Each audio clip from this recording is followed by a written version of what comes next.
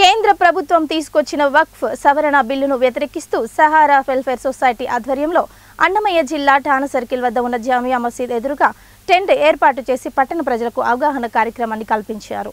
ఈ కార్యక్రమానికి మద్దతుగా అన్నమయ్య జిల్లా వైఎస్ఆర్సీపీ మైనార్టీ అధ్యక్షులు బేపారి మహమ్మద్ ఖాన్, వైస్ చైర్మన్ ఫయాజుర్ రహమాన్, కౌన్సిలర్లు అన్నా సలీం, ఫయాజ్ అహ్మద్, షబ్బీర్ అహ్మద్, జాకీర్తో పాటు పట్టణ అధ్యక్షుడు రియాజుర్ రెహమాన్, బేపారి జబీబుల్లా ఖాన్ తదితరులు తమ సెల్ ఫోన్లతో QR కోడ్ స్కాన్ చేసి దాని ద్వారా జాయింట్ పార్లమెంటరీ కమిటీ ఫిర్యాదు చేయడం జరిగింది।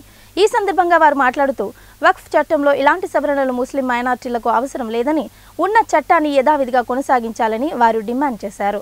చట్ట సవరణ ద్వారా వక్ఫ్ ఆస్తులను కార్పొరేట్ సంస్థలకు కేటాయించి ముస్లింల ఆస్తులను అన్యాక్రాంతం చేయాలని బీజేపీ ప్రభుత్వం కుట్ర పన్నుతోందని వారు ఆరోపించారు।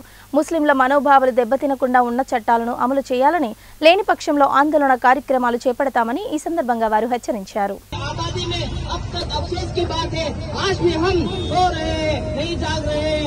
मेरे भाई उठो जागो, इसके खिलाफ लड़ो। आज आखिरी डेट है, इसलिए तमाम भाइयों से दरखास्त है जल्द इसके ऊपर स्कैन करके राय पेश करने की कोशिश